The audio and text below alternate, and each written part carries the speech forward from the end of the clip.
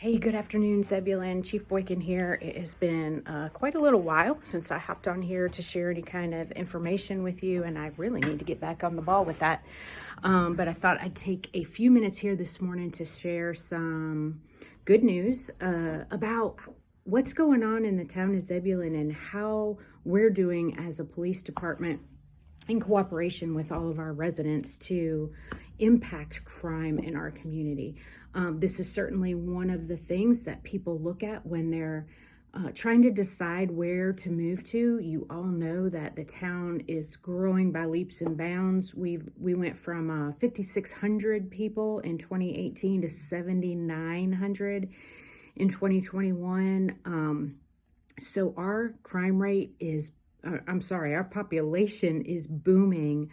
And we're seeing some interesting things when it comes to the numbers as it relates to crime. So crime rate is something that we use to sort of determine how good we're doing at our jobs.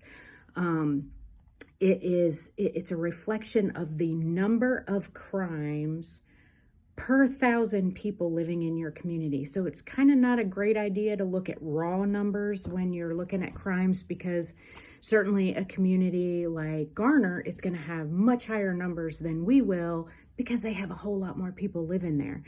So you look at those crimes relative to how big your population is.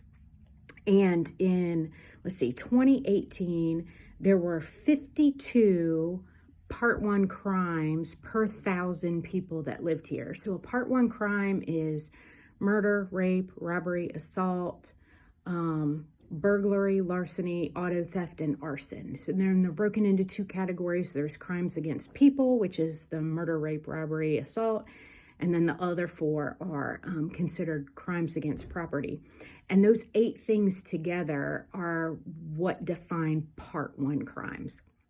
And so that allows us to benchmark equally against other communities because we're all looking at those 8 crimes as it relates to their population. So back in 2018, 52 crimes per 1,000 people. In 2019, it was 47. In 2020, it was 44. And last year, we had only 33 Part 1 crimes per 1,000 people.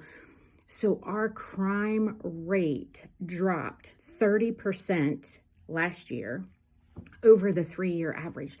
Now, we get that there are always like swings and shifts in crime, like COVID absolutely impacted a lot of things, including how crime was occurring in different communities and such. So we wouldn't want to compare like just 2020 to 2021, and we want to look at a longer period of time. So we look at the 3-year average.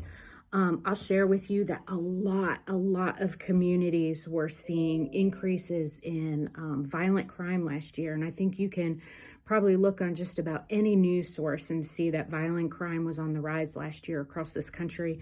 But in Zebulon, we saw a 24.5% decrease in violent crime. Now, I don't want to dismiss the fact that we had some serious events last year. We investigated 2 homicides, which is just unheard of for this community. It's not something we've experienced in the last, forever. And so 2 in 1 year is a big deal.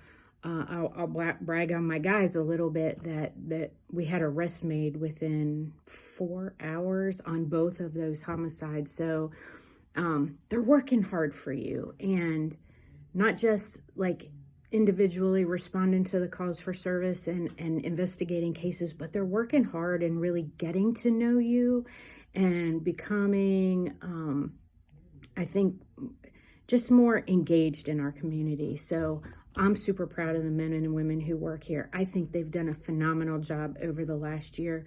We're making very purposeful and intentional efforts at impacting crime, and I think it's worked out for us this year. So good news to share. I hope you can appreciate it. I hope you will give them some kudos because they're really working hard for you. That's what I've got for today. I appreciate you listening and being interested, and we'll chat later. Bye.